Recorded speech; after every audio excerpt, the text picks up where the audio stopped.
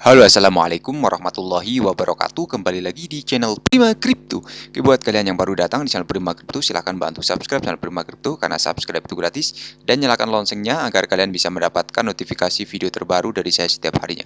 Oke, terima kasih buat kalian yang sudah subscribe. Semoga rezeki makin lancar dan selalu profit setiap hari. Di video kali ini kita akan coba bahas mengenai PP coin ya teman-teman ya. Dan untuk PP harga saat ini Rp0,12 teman-teman. Kemudian video ini hanya sekedar sharing, berbagi ke teman-teman semua. Segala keputusan untuk investasi ada pada diri kalian sendiri. Gunakan dana bebas ya jika ingin melakukan investment teman-teman.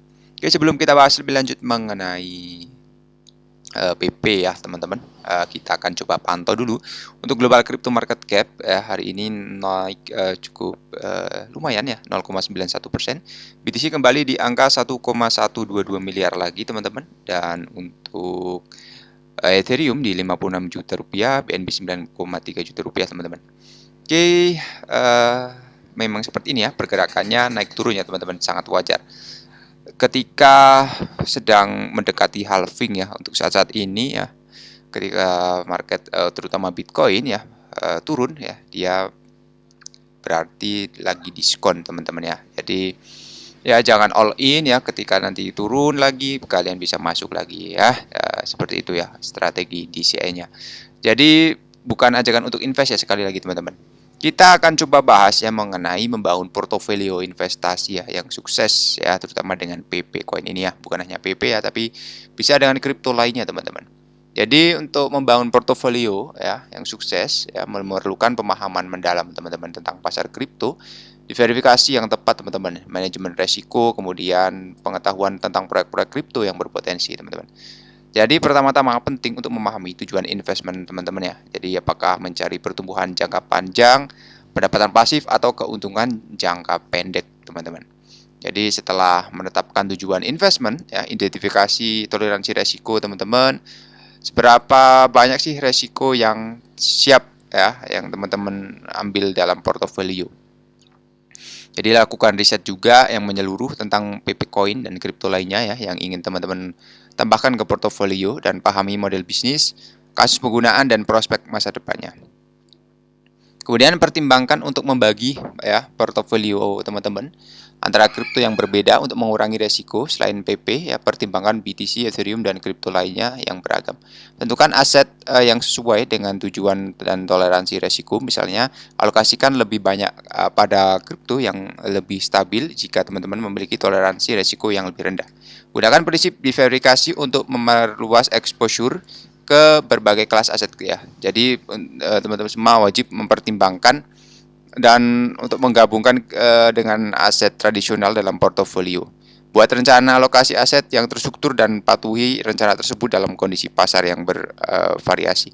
Jadi di sini teman-teman semua bisa memanfaatkan strategi dollar cost averaging atau DCA untuk membeli secara teratur seiring waktu dan mengurangi resiko beli di puncak harga dan memanfaatkan fluktuasi. Gunakan analis fundamental dan teknis ya untuk memilih kripto yang memiliki potensi pertumbuhan yang solid ya.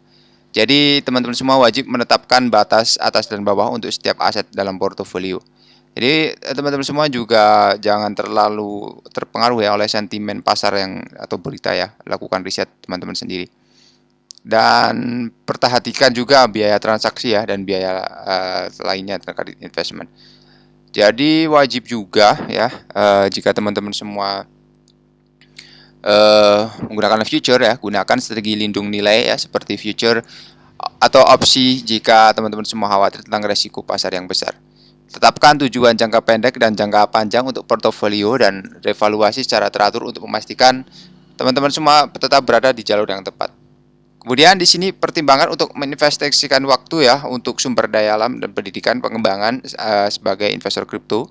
Semakin teman-teman tahu, semakin banyak teman-teman mengelola portofolio teman-teman ya. Oke, jadi seperti itu ya. Nanti kita akan membahas mengenai strategi trade harian ya teman-teman ya. Oke, jadi seperti itu ya untuk membangun sebuah portofolio, dan di sini mengenai BTC teman-teman.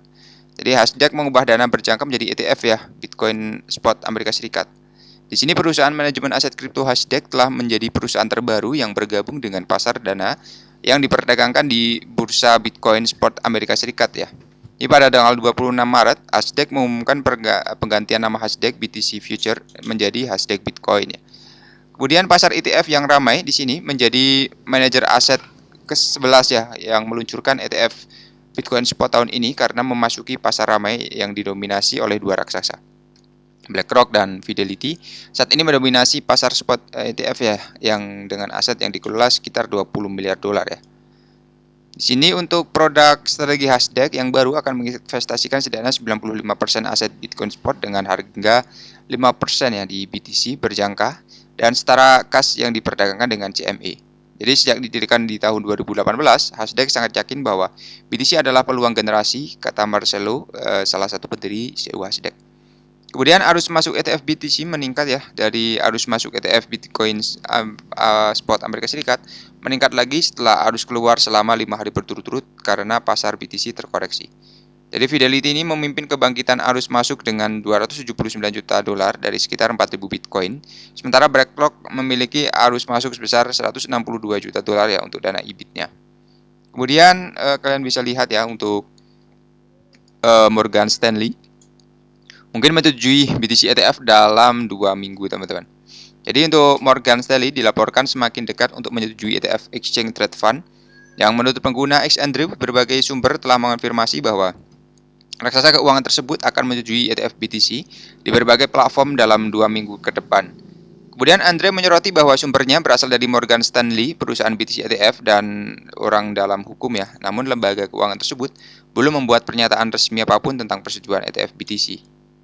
Kemudian untuk ETF atau SEC ya di sini membuat keputusan bersejarah menyetujui 11 ETF BTC Spot pada bulan Januari. Sejak persetujuan tersebut telah mengalami arus masuk dalam jumlah besar ya, dan tertinggi sepanjang masa di 73.700.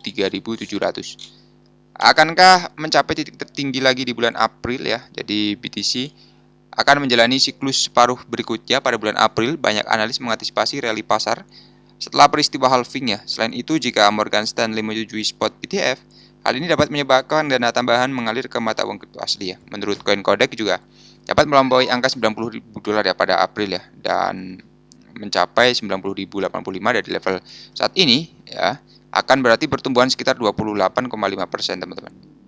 Kemudian berdasarkan perkiraan analis, tampaknya kripto asli berada di ambang kenaikan lainnya, dan selain itu, keuntungan mungkin mengalir ke aset lainnya yang menyebarkan rally pasar secara luas. Oke, jadi ini bukan prediksi 100% benar ya, tapi semoga saja terjadi ya untuk Bitcoin ya kembali naik lagi, semoga saja. Karena bisa berpengaruh terhadap token-token atau koin-koin yang lainnya. Oke, terima kasih sudah menonton video ini. Share jika bermanfaat. Sampai jumpa di video selanjutnya. Assalamualaikum warahmatullahi wabarakatuh. Salam profit teman-teman.